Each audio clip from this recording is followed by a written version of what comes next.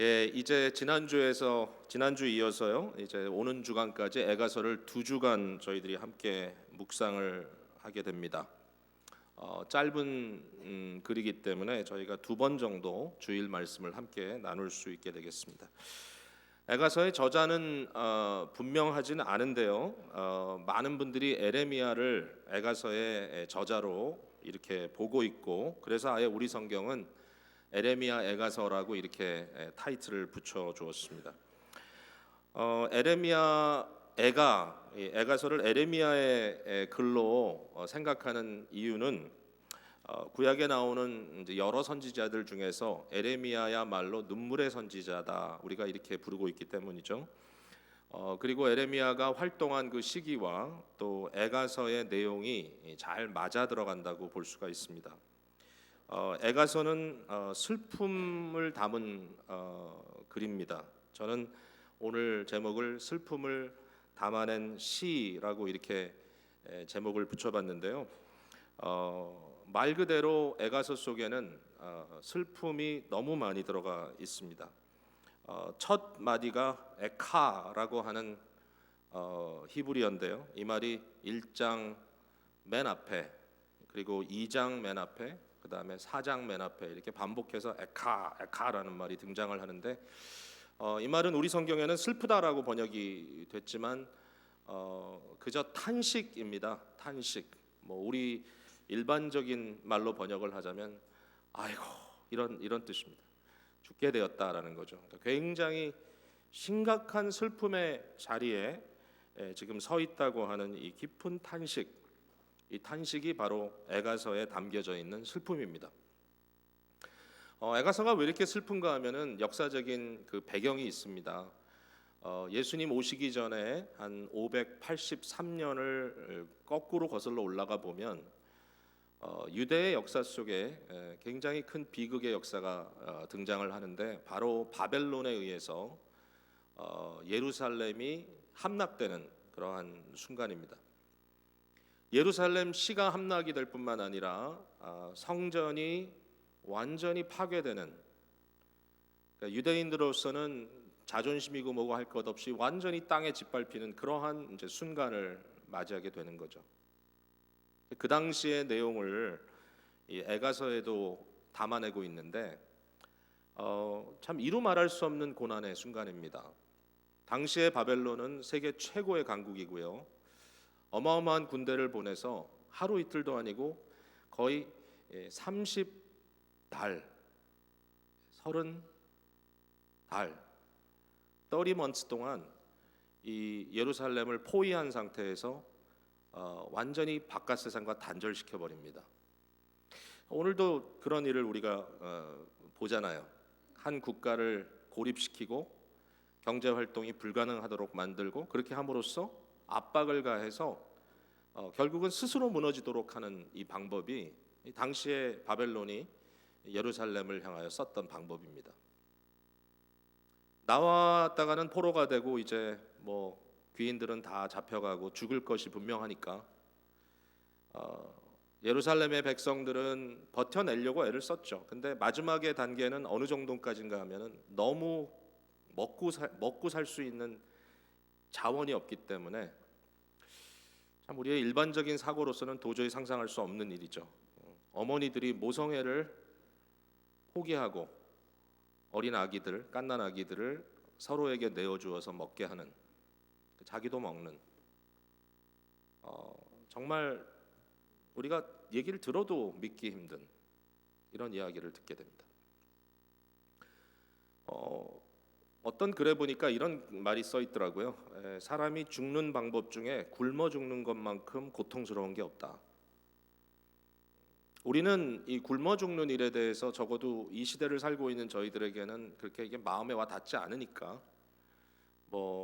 아프리카의 어느 나라에서 수많은 사람들이 기근으로 인하여 굶어 죽었다든지, 북한에 그런 일들이 있다든지, 이런 이야기를 들으면 사람들이 참 힘들게 사는구나, 이 정도 이제 생각이 드는데, 실제로 사람이 먹을 것이 없어가지고 완전히 굶어 죽어 그 폐허가 되어버리는 그 과정은 인간이 당하기에는 너무나 잔인한 과정이라고 말씀을 하시더라고요.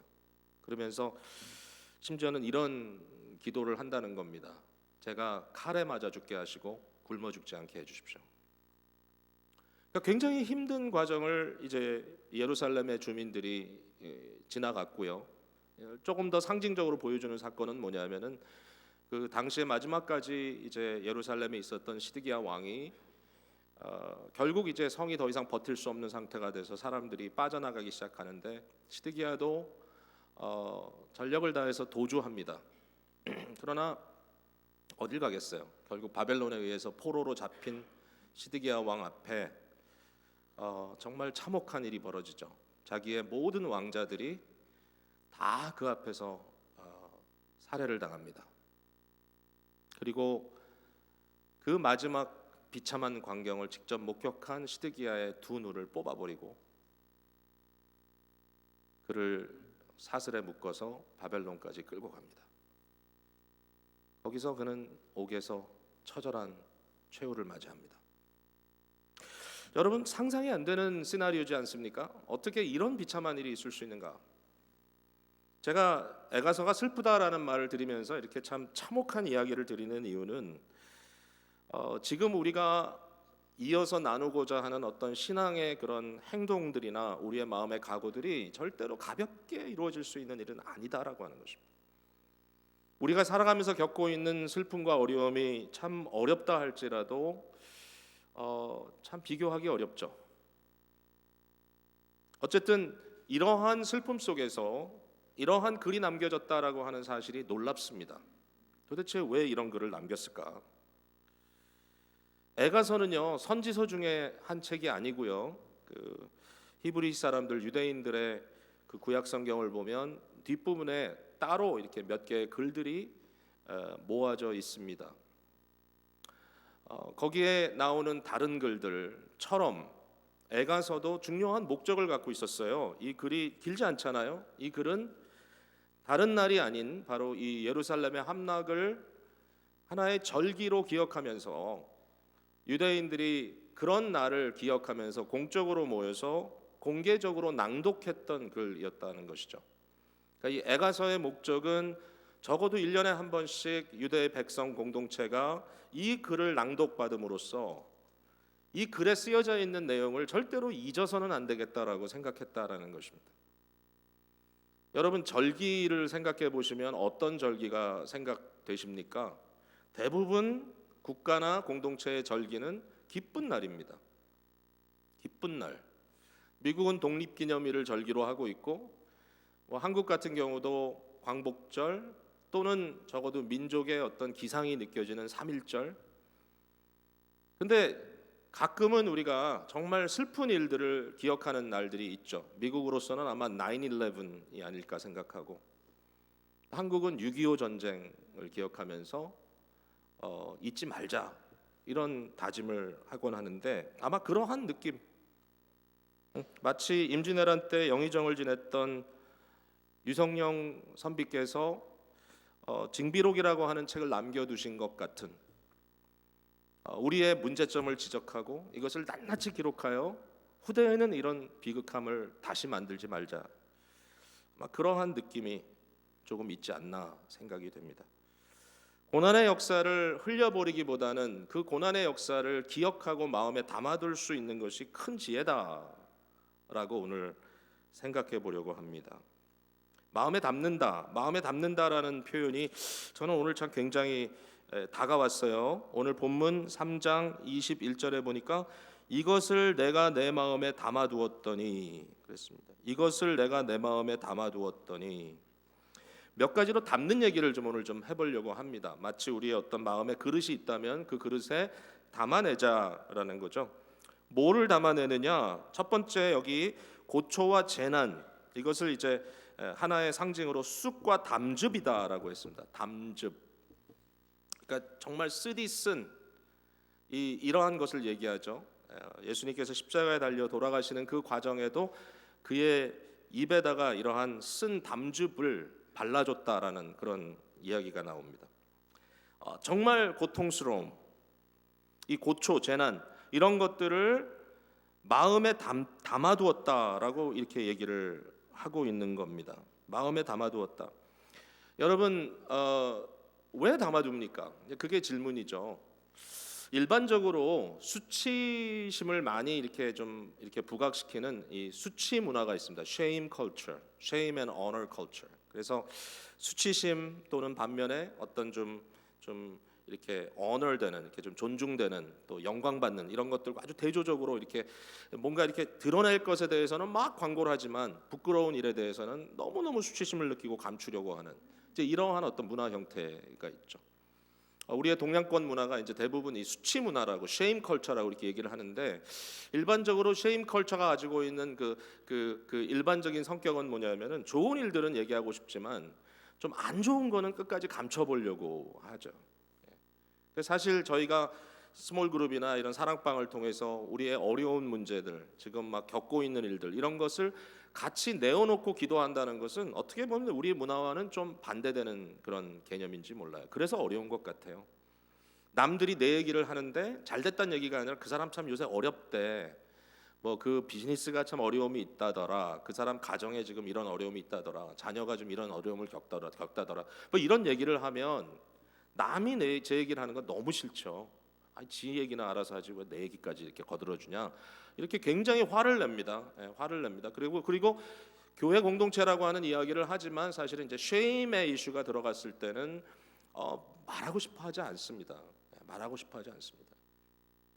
그러니까 일반적으로 우리도 이런 거죠. 이 어떤 부끄럽고 우리 어떤 잘못한 일, 이런 것들에 대한 기억은 빨리 털어내고 빨리 기분 전환하고 스트레스 풀고 새로 시작하자, 뭐 새로 시작하는 그런 뭐 아자아자 으쌰으쌰 하는 건 좋은데 그 과정에서 뭔가 매듭질 것을 매듭지지 못하고 가는 경우들이 참 많지 않나. 이게 일종의 shame culture의 하나의 결론일 수 있지 않은가. 오늘 본문에는 에가서의 정서가 나오는데, 에가서의 정서는 그냥 부끄러우니까 없애버리자, 부끄러우니까 잊어버리자, 여기서부터 도피하자, 이런 이슈가 아닌 것 같고요. 에가서의 정서는 회고입니다. 회고, 기억하는 겁니다. 그리고 현장을 목격하는 겁니다. 그리고 회개하는 겁니다. 회개, 우리의 문제입니다. 그리고 이것을 끊임없이 담아낸다라고 하는 이러한 이미지가 등장을 하는 거죠. 담아낸다. 자꾸만 흩어버리고 망각하는 것이 아니라 이것을 과감하게 담아낸다.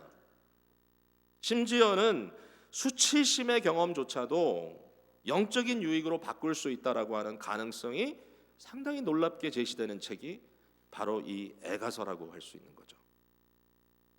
근데 여러분, 이게 대단히 훌륭한 거예요. 왜냐하면 보통 사람은 못한다고 생각해요. 이런 부분 정말로 우리의 어떤 수치스러운 일을 이야기하면서 우리 잘못이다, 이런 얘기를 안 합니다. 민족이 어떤 어려움을 당했다든지 했을 때 피해 의식은 가질 수 있을지 몰라도 그 일에 대한 우리의 문제를 지적하는 것은 마치 외세에 대해서 지원하는 것 같은 그런 느낌을 줄 때가 참 많습니다. 근데 이게 인간의 모습이라고 생각이 돼요. 불신.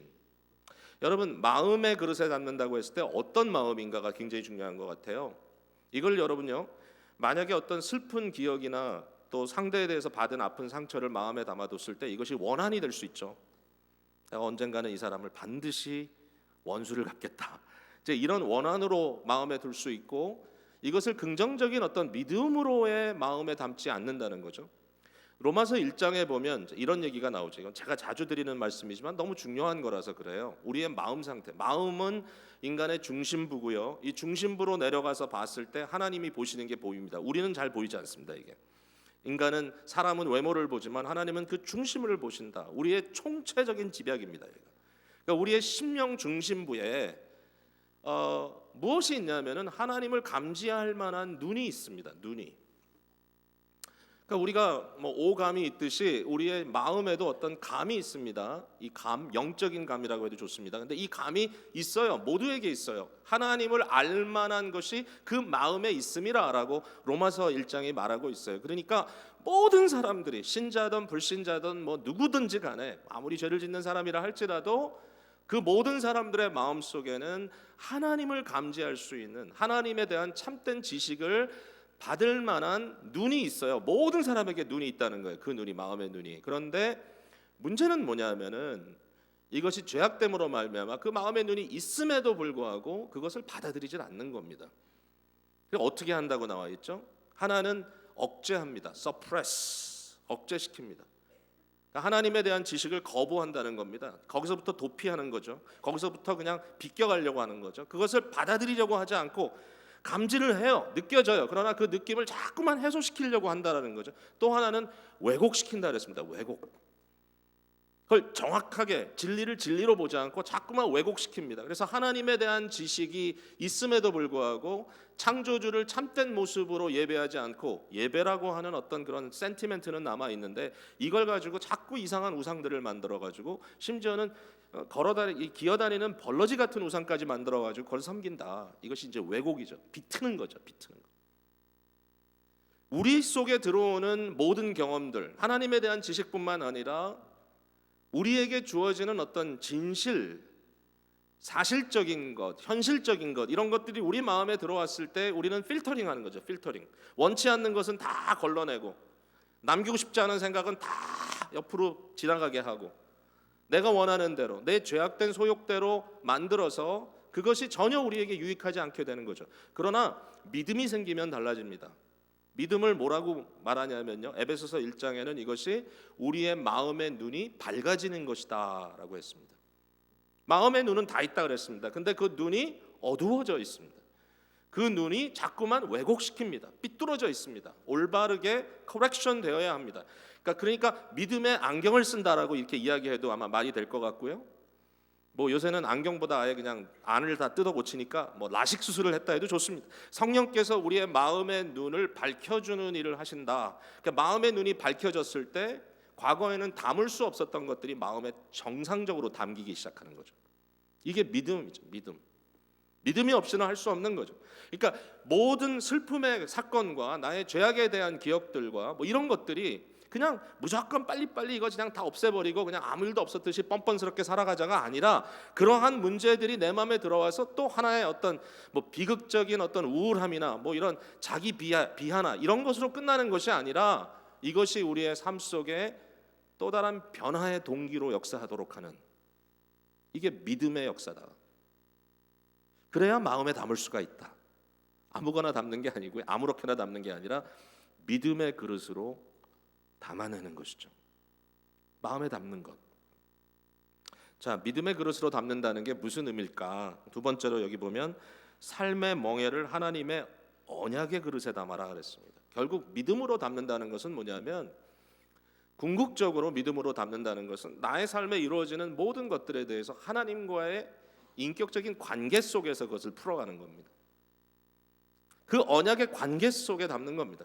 하나님과 나와의 관계, 그 언약에 대해서 하나님은 어떠시죠? 하나님은 신실한 것입니다.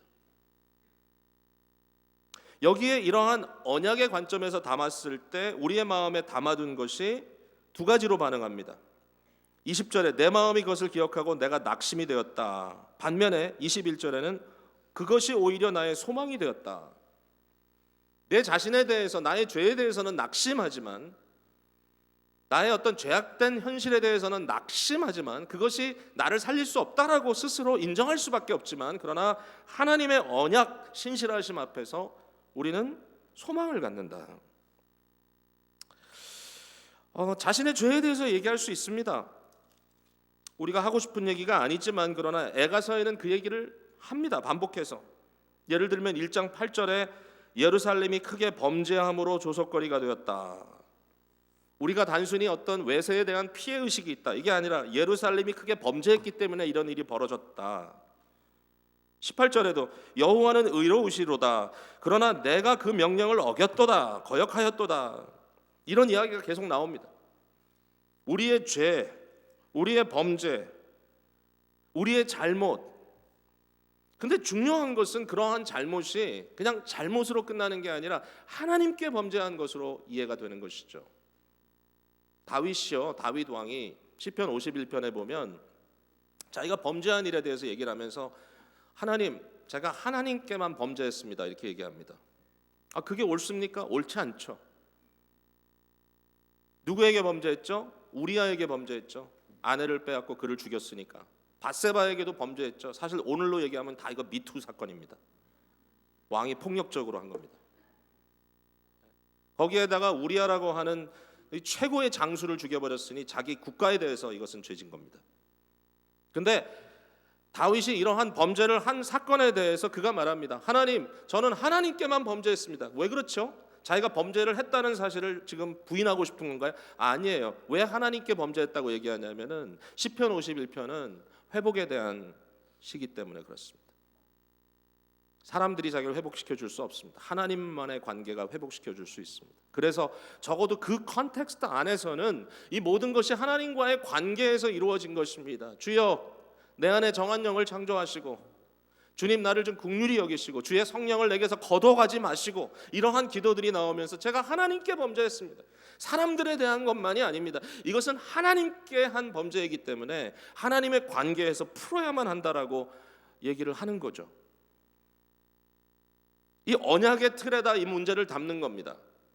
근데 언약의 틀에다 담았을 때 놀라운 사실은 뭐냐면, 아무리 내가 잘못하고 아무리 내가 어려움을 당하고 있다 할지라도 하나님의 언약의 신실하심은 영원 무궁하다라는 얘기입니다. 그래서 이 유명한 절이죠. 22절, 여호와의 인자와 긍휼이 무궁하심으로 우리가 진멸되지 아니함이니이다. 이것들이 아침마다 새로우니 주의 성실하심이 크시도소이다. 인자, 이것은 너무 유명한 헤세드, 즉 언약적 사랑. 하나님께서 우리에 대한 사랑을 품으실 때 그 사랑은 있다 없어지고 뭐 계속 굴곡이 있는 그런 사랑이 아니라 steadfast, 변치 않는, 일관성 있는 steadfast love, 끈질긴 사랑, 놓지 않는 하나님의 사랑. 그리고 여기 긍휼이라고 하는 단어는 무엇을 연상시키냐면 어머니의 자궁 이미지입니다. 마치 벌레만도 못한 새로운 이 생명, 벌레죠, 벌레. 처음에 생겼을 때. 그러나 자궁이 그것을 품고 그것이 인간처럼 만들어지도록 품어주는 이 어머니의 끈질기고 뜨거운 애끓는 사랑, 이러한 사랑의 이미지로 하나님을 얘기합니다. 하나님, 나는 지금 벌러지처럼 지금 고난을 당하고 있고 나는 버려진 것처럼 완전히 파괴되는 상태 속에 들어가 있지만 내가 보는 이 도시의 이 황폐함은 이루 말할 수 없지만, 그러나 제 마음속에 여호와의 그 steadfast love, 변치 않는 지금도 역사하는 사랑과 우리를 마음속에 품으시고 돌보시는 긍휼하심이 영원합니다. 무궁합니다. 아침마다 새롭다. 아침마다 새롭다. 그러니까 이 황폐한 예루살렘의 이 경지에서 아침을 맞이하면서 다시 해가 떠오르는 모습을 보면서 그는 거기에 하나님의 어떤 소망을 보는 겁니다. 많은 분들이 이렇게 아프면 이런 얘기를 합니다. 밤이 되면 더 아프다고. 밤이 되면 더 아프다. 그렇죠? 왠지 몰라도 밤이 되면 더 아파요. 근데 아침이 되면 새 힘이 나요. 아침이 되면. 아침이 있으니 얼마나 감사해요.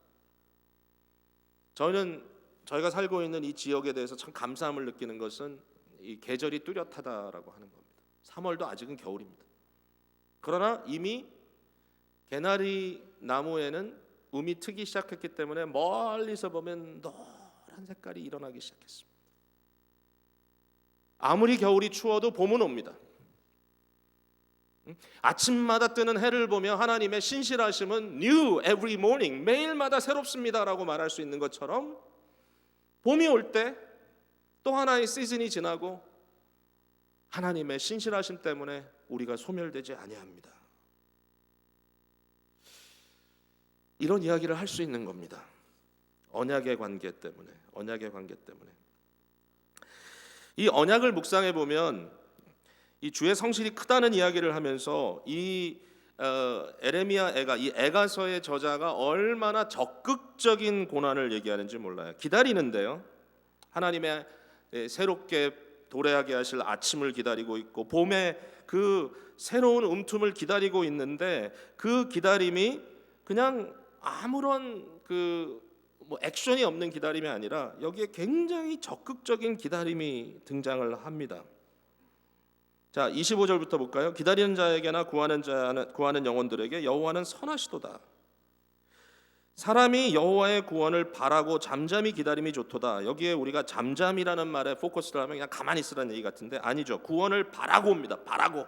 hope. 소망은 우리를 낙심케 하지 않습니다.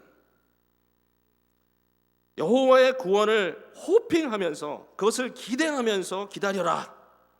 그러면 27절에 격언 같은 말이 하나 나오죠. 사람은 젊었을 때 멍에를 매는 것이 좋으니 예. 젊어 고생은 뭐 사서한다. 뭐 그런 비슷한 말 같죠. 아주 액티브하게 얘기합니다. 멍에를 적극적으로 매라. 28절에 혼자 앉아서 잠잠할 것은 주께서 그것을 그에게 메우셨습니다. 왜 혼자 앉아서 잠잠하라 그랬죠? 여기저기 동네방개 돌아다니면서 힘들다고 자꾸 사람들한테 알아달라 그러지 마라. 거기서 위로를 받으려고 하지 마라. 내 자신에 대해서 자꾸 사람들 앞에 정당화시키려고 하지 마라. 너희의 멍에를 메고 너희 십자가를 지고 자기를 부인하고 나를 따르라. 주께서 그것을 너에게 메우셨다면 이것을 적극적으로 지어라. 29절 30절이 너무 재밌습니다. 그대의 입을 땅에 티끌에 댈지어다. 이게 무슨 얘기죠? 이걸 딱 보면은요, 그 이슬람 교도들이 그 기도하는 모습이 딱 들어오죠. 그러니까 이슬람 교도들이 기도를 많이 하는 것 같아요. 이렇게 보면, 근데 실제적으로 원칙적으로는 하루에 5번 기도해야 돼요, 그 사람들은. 그런데 기도를 우리처럼 이렇게 앉아가지고 이렇게 기도하는 게 아니라 몸의 자세를 바꿔가면서 기도합니다. 그래서 딱 하는 그 형태가 있습니다. 무릎 꿇고 머리를 땅에 대고 입을 땅에다 대고 이마를 대든지, 그리고 일어나서 다시 일어서고. 그래서 이러한 어떤 자세를 가지고 소위 말하는 그 무슬람이라는 말 자체의 의미가 복종된 자라는 뜻이거든요. 그 말이 무슬람이란 말이. 그래서 무슬람들은 모든 사람이 다 무슬람이라 그래요. 하나님 앞에 다 복종돼야 되기 때문에. 그러면서 예수님도 무슬람이라 그래요. 그 사람들은 예수님을 자기들의 어떤 선지자로 받아들이면서 그렇게 얘기를 합니다. 마치 그와 같은. 근데 생각해 보면 이 형식적인 기도일 수 있죠. 그냥 숙였다 뺐다. 그러나 이 말이 여기 있는 걸 보면은 아마 그것조차도 여기서 배운 것 같아요. 제 생각에는. 자기를 그대의 입을 땅에 티끌에 댈지어다. 하나님 앞에 온전히 숙여라. 겸손을 의미하는 겁니다. 이러한 상황 속에 일부러라도 주님 앞에 더 숙여라. 제발 그 상황 속에서까지 자존심을 세우지 말고 하나님 앞에 너 자신을 온전히 숙여라. 적극적으로 주님 앞에 겸손히 너 자신을 낮춰라. 더 재밌는 말은 30절에 자기를 치는 자에게 뺨을 돌려대어 치욕으로 배불려라. 예수님께서 오른뺨을 맞으면 왼뺨을 돌려대라 그랬는데 왜 그렇게 하라는 겁니까? 말이 안 되죠. 주님 무슨 말씀입니까? 한 번 맞으면 2대를 쳐라. 이렇게도 제가 그 속이 차지 않는데 사람들은 대부분 그래요. 1대를 맞느냐 2대를 쳐라. 2대를 맞았냐 4대를 때려라. 이게 일반적인 우리의 개념이죠. 근데 주님께서는 1대를 맞았느냐 또 다른 뺨을 들이대라.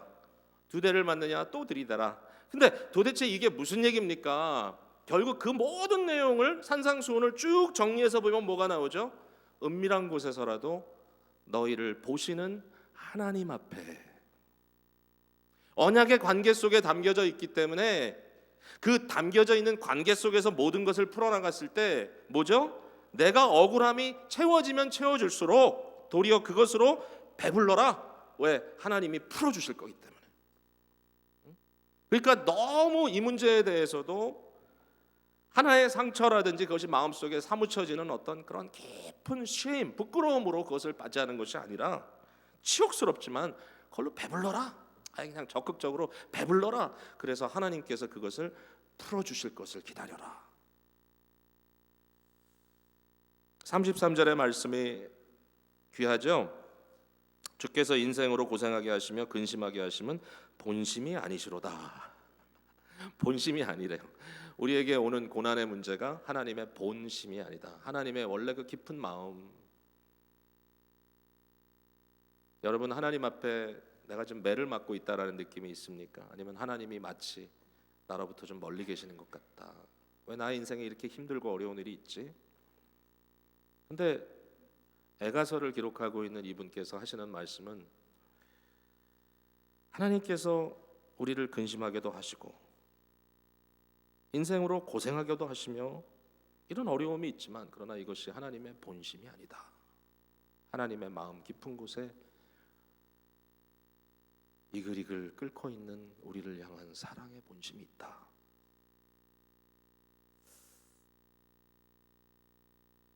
여러분, 사람들과의 관계에서요, 그 사람의 본심을 알면은 그 사람이 하는 행동이 그렇게 아프지가 않을 때가 있어요. 참 우리는 못됐어요. 말도 좀 이쁘게 하면 좋잖아요. 이쁘게 안 해요. 사람들을 아프게 해요, 말로. 어떤 분들 그런 분들이 있어요. 저한테도 있어요, 그런 분들. 제가 누구라고는 얘기 안 하니까 뭐 직접 상처받지 마세요. 근데 정말 왜 말을 해도 저렇게 하지? 그런 경우가 있어요, 제 마음에. 좀 이쁘게 하면 좋은데 그냥 저한테도 그냥 한마디를 하면 좀 이쁘게, 따뜻하게, 좀 두루뭉실하게 좀 이렇게 라운드하게 이렇게 그냥 좀 푹신푹신하게 하면 좋잖아요. 근데 그렇게 안 하고 그냥 콕콕콕콕 찌르고 와서 그리고 딱 비틀고 꼭 말을 그렇게 하면 기분이 좋겠어요? 근데 이상해. 어떤 경우는요 막 그렇게 해요. 옛날과 하나도 바뀐 게 없어요. 또 그러시는구나. 근데 어느 순간에 그 막 하는 얘기가 하나도 마음에 부담 없고 아픔이 없어. 왜 그럴까요? 이제는 익숙해졌으니까. 부부가 살면서 그런 경우도 있죠. 또 그러는구나. 하루 이틀도 아니고. 근데 그게 아니고 그분의 속마음을 깨달았을 때 뭐죠? 저분이 나를 진짜 사랑한다는 것을 제가 깨달았을 때 어느 순간에 안 아파요, 그게. 이게 조금 제가 조심스럽긴 한데요. 그래도 여기 부모님들이 많으시니까 제가 한마디 할게요.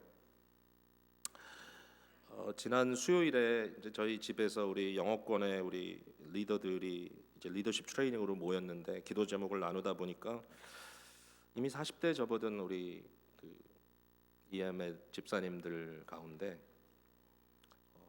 그 아버님들 얘기를 하면서 많이 울더라고요. 내 아버지 이제 양가 아버지가 다 이제 치매가 와가지고 한 분은 좀 이미 많이 이렇게 좀 갔고 한 분은 이제 막 시작되는 그 과정인데 그 상황 속에서 어떻게 해야 될지를 모르겠다. 어떻게 해야 될지를 모르겠다 하면서 이제 속에 아픈 마음을 이제 내놓는 거예요. 근데 제일 아파하는 게 이미 때를 놓친 것 같은 거예요, 이분들이. 아버지와의 마음속에 있었던 많은 아픈 과거들의 기억들을 풀지 않았기 때문에 그 상처가 마음속에 치유되지 않았기 때문에 아버지가 아픈 거 이해하겠는데 아버지가 지금 자기가 저렇게 하고 싶어서 저러는 게 아니라 자기도 모르게 저런 막 욱하는 일들이 벌어지는 걸 자기가 이해를 하겠지만 그 마음속에 가까워질 수 없는 그 갭에 대해서 너무 고통스럽고 죄송하다라는 얘기를 하면서 울더라고요, 둘이. 제가 그 얘기를 듣고 참 마음이 너무 시렸어요. 제가 여러분께 부탁드릴게요. 나이 드신 부모님들 계시죠? 아버지들 특별히 아들들 가만두지 마시고요. 가서 혹시 내가 너한테 좀 잘못한 것들, 내가 너를 아프게 했던 것 그런 거 있니? 지금 나에 대해서 네 마음에 좀 이렇게 거리감을 갖고 있는 거 있니? 내가 미안하다. 내가 너를 사랑한다. 그거 하세요, 빨리. 늦어지기 전에. 왜? 나중에 아이들이 너무 아파요. 본심을 못 봤으니까. 본심을 못 봤으니까. 근데 하나님은 우리에게 자기의 본심이 어떻다는 걸 보여주시니까 우리가 아무리 힘들고 어려운 일이 있어도 하나님의 속마음이 보이는 거예요. 아무리 나를 지금 힘들게 해도 그분의 속마음이 얼마나 뜨겁고 나를 향하여 그 깊은 애정을 갖고 있는지를 알기 때문에 견뎌내는 거예요. 자, 이제 마지막입니다. 이러한 언약의 틀, 믿음으로 우리가 담아내는 것, 우리의 고난의 문제를 담아내는 건데, 이제 마지막으로 간단하게 제가 여러분과 이제 요 포인트를 좀 드리고 말씀을 맺고 싶은데, 이건 이제 좀 에레미야 애가의 전체적인 구조에 대한 얘기예요. 그래서 여기 고난과 혼란의 경험을 시적 틀에 담아라 그랬습니다. 시적인 틀에. 갑자기 느닷없이 시냐? 에레미야 이 애가서는요 시입니다. 시. 근데 이 시가 굉장히 짜임새 있게 이렇게 어떤 기교를 통해서 어떤 스트럭처 안에 이렇게 시가 담겨 있는데요. 여러분이 이렇게 보시면 알겠지만 모든 장이 대부분 22개의 절로 돼 있어요. 그러니까 1장도 22절, 2장도 22절, 3장은 좀 다르고요. 제가 좀 이따 설명드릴게요. 4장도 22절, 5장도 22절 이렇게 돼 있어요. 근데 5장도 조금 특색이 있습니다만은 이게 시의 어떤 그 틀이라는 게 그냥 돼 있는 게 아니고 여기 어떤 의도가 깔려 있다고 생각돼요. 자, 보세요.